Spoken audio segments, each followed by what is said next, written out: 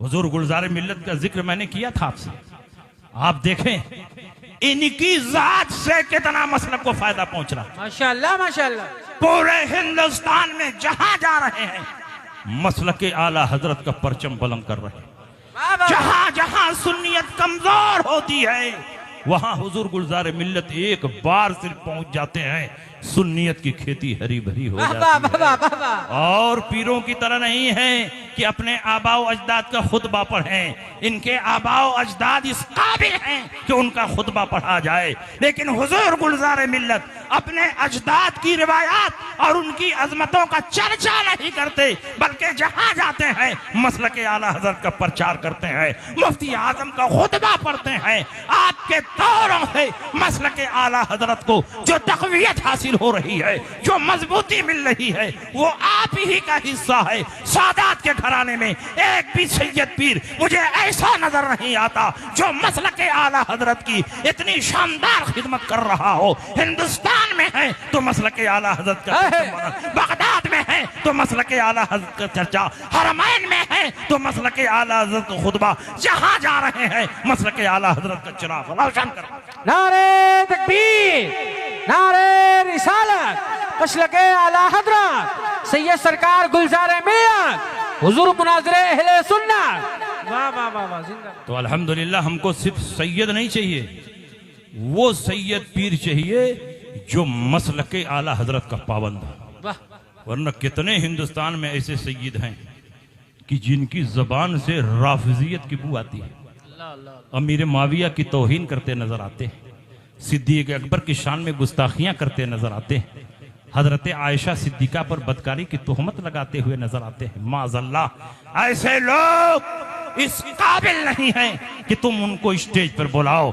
वो सैयद जो पूरी मजबूती के साथ मसलक अहले सुन्नत के साथ खड़ा है और मसलक आला हजरत का परचम बुलंद कर रहा है, वो मेरी नजर में सादात के घराने में हुजूर गुलजार मिल्लत। बेशक बेशक, माशाअल्लाह माशाअल्लाह। आपको ये खुशखबरी मैं सुना दूं, इमसाल उर्से इस्माइली में हुजूर गुलजार मिल्लत की 2 किताब शाये हुई माशाअल्लाह। और पहली किताब का नाम सुन करके आप खुश हो जाएंगे।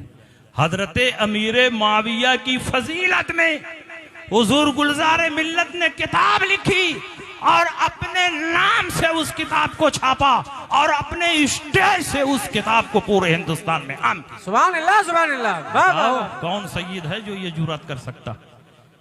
ये खुसूसियत हुजूर गुलजार मिल्लत को हासिल है माशाअल्लाह। और कव्वाली मजामीर के साथ कव्वाली के हुर्मत और उसके नाजायज होने पर भी किताब हुजूर गुलजार मिल्लत ने लिखी। वाह वाह वाह। तो बताइए सिर्फ सैयद चाहिए कि ऐसा सैयद चाहिए जो मसलक आला हज़रत का पाबंद, और वो सैयद कोई और नहीं, खांटी ओरिजिनल सहीहुन नसब सैयद हुजूर गुलजार मिल्लत। सुभान अल्लाह सुभान। वरना आज तो कितने ऐसे भी सैयद हैं जो 1947 के बाद सैयद बने। अल्लाह अल्लाह।